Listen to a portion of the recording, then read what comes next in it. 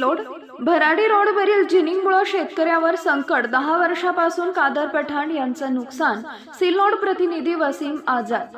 सिल्लोड तालुक्यातील भराडी रोडवरील गट क्रमांक 290/2B मधील शेतकऱ्यांचे शेत मागील 10 वर्षापासून 2 जिनिंग कारखान्यांमुळे सतत नुकसान सहन करत आहे। कदीर पठाण असं या शेतकऱ्याचं नाव असून त्यांनी आपली व्यथा प्रसार माध्यमांसमोर मांडली आहे। या भागात बागवान कॉटॅक्स आणि अग्रवाल कॉटॅक्स असे 2 जिनिंग कारखाने असून बागवान जिनिंगच्या पत्र्याच्या शेडवरून पावसाचं पाणी थेट कदीर पठाण यांच्या शेतात जास्त दाबाने येते, त्यामुळे त्यांच्या शेतातील पिकांचं मोठ्या प्रमाणावर नुकसान होते।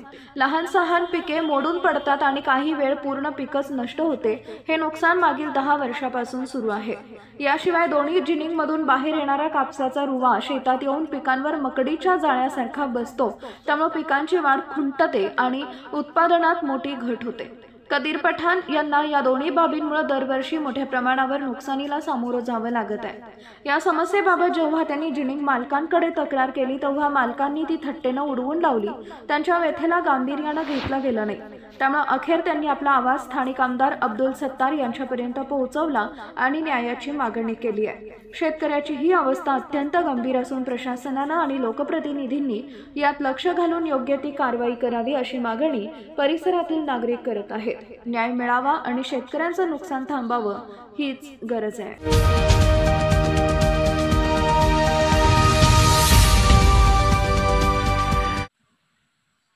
खड्ड्यांमुळे शहराचे रस्ते मृत्यूचे सापळे बनले, आयुक्तांनी गांभीर्य ओळखावं अन्यथा जन आंदोलन। धुळे प्रतिनिधी गोकुळ देवरे। मान्सून आगमनापूर्वी धुळे शहराची अवस्था अत्यंत बिकट झाली आहे। शहराचे रस्ते खड्डे कमी आणि मृत्यूचे सापळे जास्त वाटत आहेत। या गंभीर परिस्थितीवर शिवसेना उद्धव बाळासाहेब ठाकरे पक्षाचे विधानसभा संघटक ललित माळी यांनी महानगरपालिका आयुक्तांना एक अत्यंत सडेतोड निवेदन देत प्रशासनाच्या निष्क्रियतेवर तीव्र संताप व्यक्त केलाय।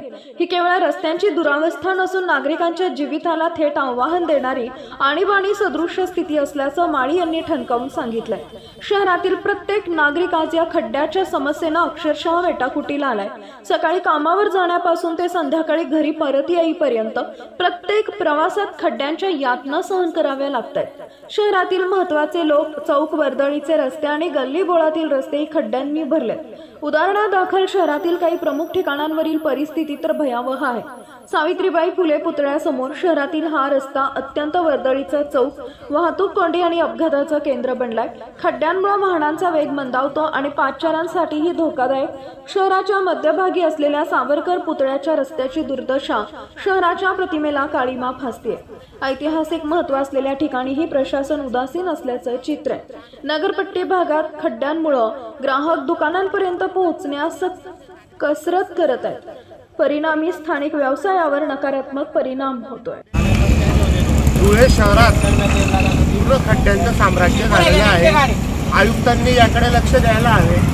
जे महत्त्वाचे स्पॉट आहे जसं काही मोठा पूल, लहान पूल, नगरपट्टी असे मोठे मोठे खड्डे पडलेले। आता आपण सावरकर पुतळ्याजवळ आहे, या लहान पुलाला कनेक्ट करण्यासाठी हे खड्डे कमीत कमी 1.5 ते पावणे 2 वर्षापासून तसे नागरिकांचे इतके हाल होतात। तसं जे आपण विसर्जित करतो या ठिकाणीही मोठे खड्डे या ठिकाणी पडलेले आहेत। तर माझी विनंती आहे आयुक्तांना की या सर्व खड्ड्यांकडे यांनी गांभीर्याने लक्ष द्यावं आणि लवकरात लवकर हे खड्डे बुजवण्यासाठी महापालिकेतर्फे